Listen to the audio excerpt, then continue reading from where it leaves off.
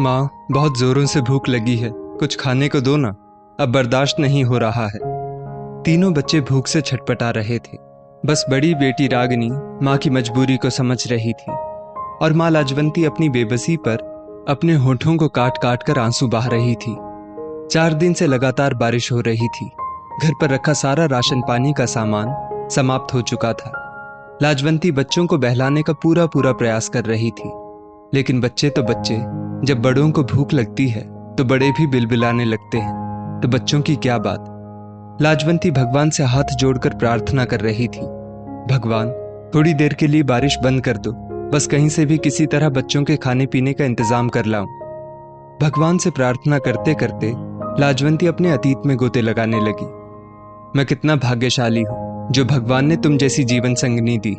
जरूर पिछले जन्म में कोई पुण्य कर्म किए होंगे लाजवंती, जो तुम मुझे मिली। राघव अपने भाग्य पर इतराकर बोलता रहता, लेकिन परिवार के लोग बिल्कुल भी पसंद नहीं करते राघव की पसंद लाजवंती को, क्योंकि राघव की बड़ी भाभी का बहुत मन था अपनी छोटी बहन से राघव की शादी करने का। मम्मी पापा को भी भाभी ने अपनी बातों में फंसा लिया था, लेकिन राघव बैंक में चपरासी की पोस्ट पर था और उसका दिल तो अपने बैंक के ही दूसरे चपरासी काका की बेटी लाजवंती के ऊपर आ गया था। और राघव किसी की भी परवाह ना करते हुए लाजवंती को ब्याह लाया। अब तो भाभी खूब नमक मिर्च लगाकर लाजवंती की बुराई करती सभी से। चाहे लाजवंती कितना भी अच्छा काम कर ले, फिर भी भाभी उसकी बुराइयों को निकाल निकाल कर गिनाया करती। लेकिन लाजवंती पर राघव के प्यार का पलड़ा भारी पड़ता और वो खुशी खुशी सारा काम संभाला करती। समय पंख लगाकर उड़ने लगा। लाजवंती की गोद में 3 प्यारे प्यारे बच्चे खेलने कूदने लगे, लेकिन फिर भी भाभी की किसी भी कारस्तानी में कोई कमी नहीं आई। वो हर समय लाजवंती के पीछे ही पड़ी रहती और उससे बदला लेने की तरकीबें सोचा करती।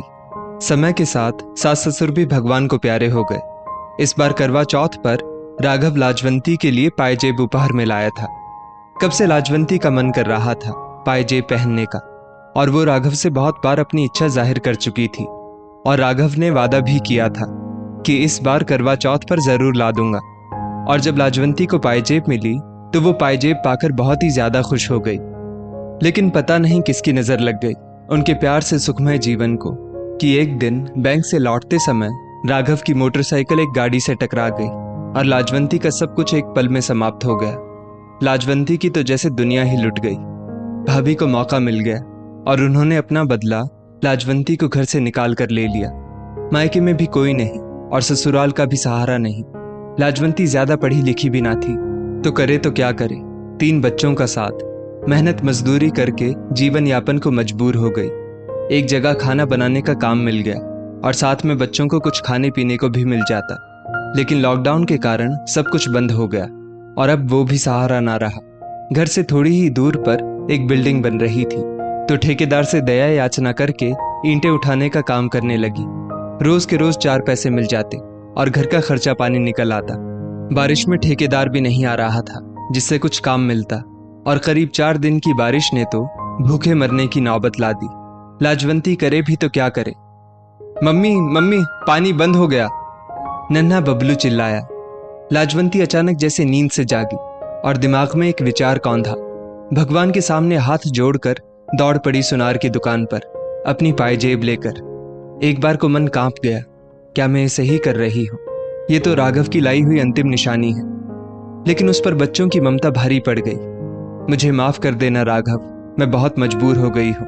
मुझसे बच्चों की भूख नहीं देखी जा रही। और 3-4 दिनों से भूखे बच्चों को खाना खाते हुए देखकर लाजवंती की आत्मा को आज बहुत शांति मिल रही थी।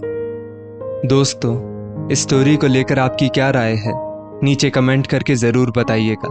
और ऐसी ही और भी बेहतरीन वीडियोस के लिए हमारा पेज जरूर फॉलो करें। धन्यवाद।